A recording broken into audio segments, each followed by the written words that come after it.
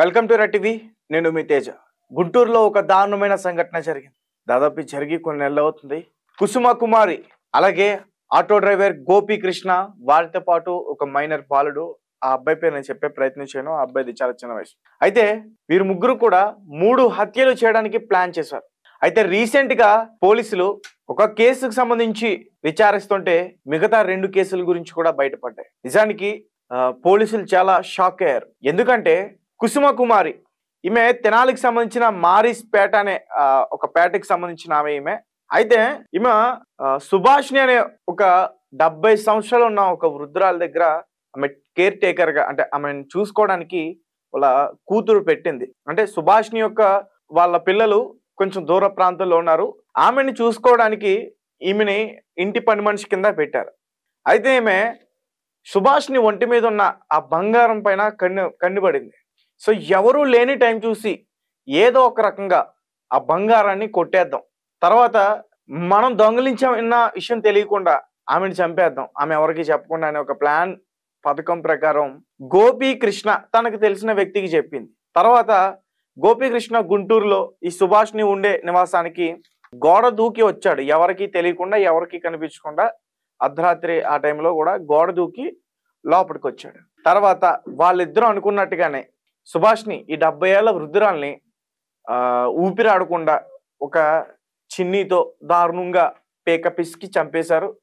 ఆ వంటి పైన ఉన్న బంగారం మొత్తం కూడా ఇద్దరు దోచుకున్నారు. దాని తర్వాత వాళ్ళిద్దరు అక్కడి నుంచి జారుకున్నారు. అయితే సుభాష్నికి వాళ్ళ కూతురు ఫోన్ చేస్తుంది. ఎంతవరకు చేస్తున్నా కానీ ఈమె ఫోన్ లిఫ్ట్ చేయట్లా. దీంతో ఆమెకు అనుమానం వచ్చింది. అయితే ఈమె దగ్గర పనిగా పెట్టిన కుసుమ కుమారికి ఆమె ఫోన్ చేసింది. మా అమ్మకి ఏమైంది, ఫోన్ లిఫ్ట్ చేయట్లేదని చెప్పేసి అడిగింది. తర్వాత ఏమో మేడం నాకు తెలీదు అని చెప్పి ఈమె తెలివి ప్రదర్శించింది బాగా. ఇంటి పక్క చుట్టుపక్కల ఉన్న కొంతమందిని తీసుకుని ఏమైందో ఏంటో నాకు తెలియదు, కొంచెం రండి తోడు అని చెప్పి ఆమె వెంట తీసుకెళ్ళింది సుభాష్ని ఇంటికి. ఒక్కసారిగా సుభాష్ని అక్కడ విగత జీవిలా కనిపించింది. మిగతా వాళ్ళందరూ కూడా షాక్ అయ్యారు. పాపం ఎవరో ఏదో దొంగిలించి ఈమెను చంపేశారంటూ కూడా. వాళ్ళతోనే ఉండి నటించింది. మహాన్ నటురు నిజంగా ఈమె చెప్పాలంటే. ఎందుకంటే కుసుమ కుమారి ఒకసారి స్క్రీన్ పైన కూడా మీరు చూడండి, ఆమె ఫోటో కూడా స్క్రీన్ పైన కనిపించేటట్టు మా ఎడిటర్ చాలా స్పష్టంగా పెట్టే ప్రయత్నం చేశాడు. ఎందుకంటే ఇటువంటి వారి గురించి ప్రజలకి తెలియాలి.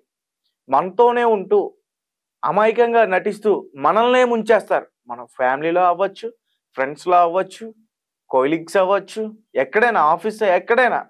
సో మంచి మాటలు చెప్పి మనల్ని దోచేస్తారన్నమాట ఇటువంటి వ్యక్తులు. అటు మహిళలో కావచ్చు, ఇటు మగవారిలో కావచ్చు. అంచేత ఈమె ఫోటోని క్లారిటీగా చూడండి అని మీ అభిప్రాయం కూడా మాకు కామెంట్ రూపంలో తెలియపరచండి. తర్వాత ఈ సుభాష్నికి సంబంధించిన వాళ్ళ ఫ్యామిలీ మెంబర్స్ ఈ గొడవలు ఇవన్నీ కూడా కేసులు కోర్టులు ఇవన్నీ కూడా మనకి ఎందుకులే అని చెప్పి వాళ్ళు లైట్ తీసుకున్నారు. తర్వాత ఆమె అంత్యక్రియలు అన్ని కూడా పూర్తి చేస్తారు.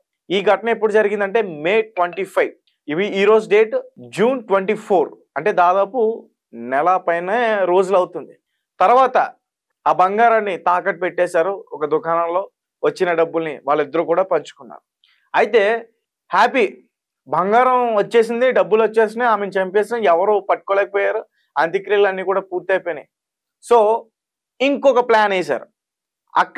అక్కడే సంబంధించిన వాళ్ళ ఇంటికి సమీపంలో తర్వాత తనకు తెలిసిన తర్వాత రాజేశ్వరి ఇంటికి ఒకరోజు ఏదైతే ఖాళీగా ఉందో రెంట్కి ఇస్తా అన్న రూమ్ చూడడానికి గోపీకృష్ణ అలాగే కుసుమ కుమారి వీరితో పాటు ఒక మైనర్ బాలుడు, బహుశా నాకు తెలిసి ఆ కుసుమ కుమారికి సంబంధించిన ఆ బిడ్డ అయి ఉంటాడు. దాని గురించి పోలీసులు పూర్తిగా చెప్పలే. అయితే గది చూడడానికి వెళ్ళిన తర్వాత పైన గది చూపిస్తున్నప్పుడు ఆమెని ఒక్కసారిగా గోడకేసి కొట్టి గోపీకృష్ణ ఊపిరాడకుండా సేమ్ అక్కడ ఎలా అయితే చంపేశారో ఇక్కడ కూడా ఆమెను అలాగే చంపేసి ఆమె ఒంటి పైన ఉన్న బంగారం అంతా కూడా తీసుకునే ప్రయత్నం చేశారు. అలాగే ఈ ముగ్గురు కూడా ఉన్నారు. ఆ మైనర్ బాలుడు కూడా ఈ హత్యలో ఒక వ్యక్తిగా ఉన్నాడు. సో తీసుకుని హ్యాపీగా అక్కడి నుంచి తప్పించుకున్నారు.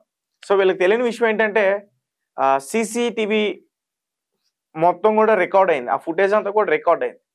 ఇంతకుముందు సుభాష్ని ఆ 70 ఏళ్ల సంవత్సరాలు వృద్ధురాలు ఇంటి దగ్గర CCTV ఫుటేజ్ లేకపోవడం వల్ల, అలాగే వాళ్ళ ఫ్యామిలీ మెంబర్స్ ఎవరు కూడా ఈ కేసుకు సంబంధించి ఎలా జరిగింది ఏంటని ముందుకు రాకపోవడం వల్ల ఆ హత్య గురించి తెలియలే.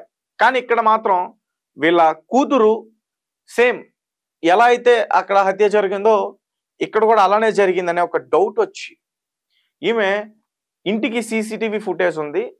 అదంతా కూడా ఆమె అంటే నార్మల్గా మన ఇంటి సీసీటీవీ ఫుటేజ్ ఇంటి దగ్గర ఉన్నప్పుడు కాదు, మనం యాప్ కూడా ఎక్కించుకుని మన దూర ప్రాంతంలో ఉన్న దాన్ని చెక్ చేసుకుని చూసుకోవచ్చు. సో అలా ఈమె చెక్ చేసే ప్రయత్నం చేస్తుంది. ఆ టైంలో కుసుమకుమారి, గోపీకృష్ణ, ఒక మైనర్ బాలుడు, ఈ ముగ్గురు కూడా ఇంటికి వచ్చారు. దాని తర్వాత అక్కడి నుంచి ఎవరు లేరు. ఆ టైంలో ఆమె చనిపోయింది. సో పోలీసులు ఈ ముగ్గురిని కూడా అరెస్ట్ చేశారు. అరెస్ట్ చేసిన తర్వాత విచారిస్తే అప్పుడు విషయాలన్నీ కూడా బయటకు వచ్చాయి. వీళ్ళు 3 హత్యలకు ప్లాన్ చేశారు. 2 హత్యలు మాత్రం సక్సెస్ అయ్యారు, ఒక హత్య ఫెయిల్ అయింది. గోపీకృష్ణ ఎవడైతే ఉన్నాడో ఆటో డ్రైవర్, రెండోసారి హత్యకి ప్లాన్ చేసినప్పుడు అంజమ్మ ఆ ఇంటి దగ్గర కొన్ని సీసీటీవీ ఫుటేజ్లు ఉన్నాడో అతను గమనించాడు.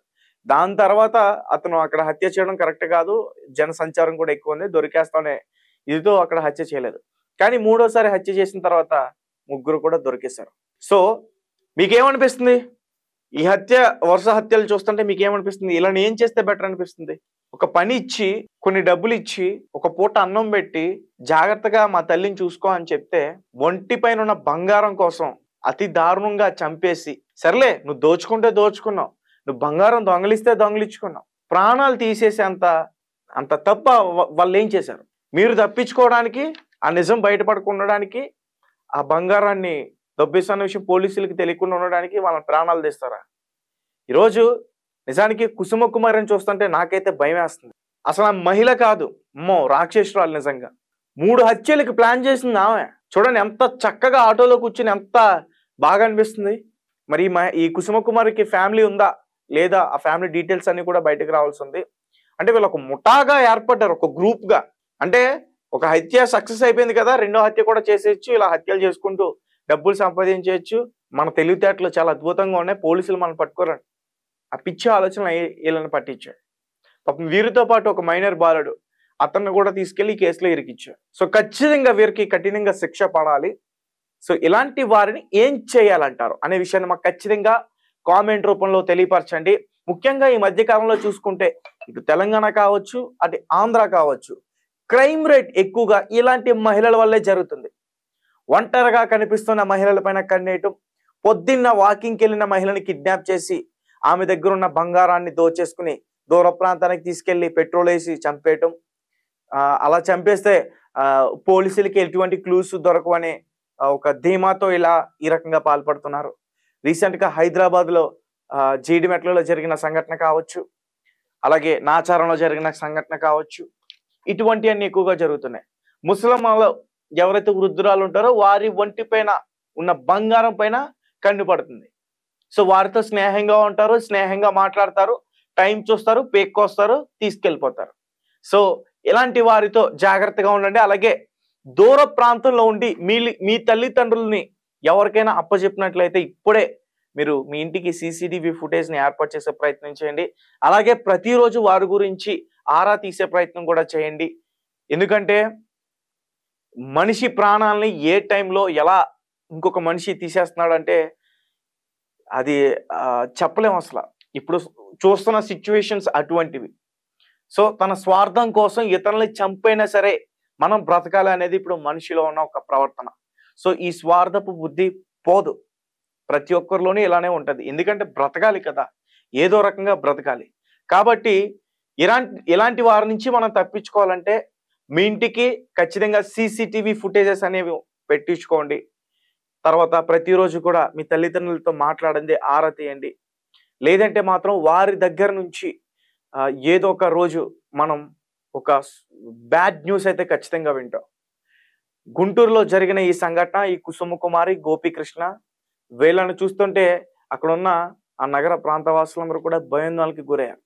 అండ్ రైట్, వీళ్ళని ఏం చేయాలి? ముఖ్యంగా ఈ కుసుమకుమారిని ఏం చేయాలి? ఈమె ఆ వృద్ధురాల్ని పేక పట్టుకుని పిసికి చంపేసింది ఈమెను ఏం చేయాలనే విషయాన్ని ఖచ్చితంగా మా కామెంట్ రూపంలో తెలియపరచండి. అండ్ వీళ్ళ ప్లానింగ్ ఒక దండుపాల్యం బ్యాచ్ లాగా ముందే రెక్కి నిర్వహించి మరి ప్లానింగ్ చేస్తున్నారంటే వీళ్ళు మామూలు హంతకులు కాదు. వీరికి ఖచ్చితంగా ఉరి శిక్ష అయితేనే కరెక్ట్ అని నాకు అనిపిస్తుంది.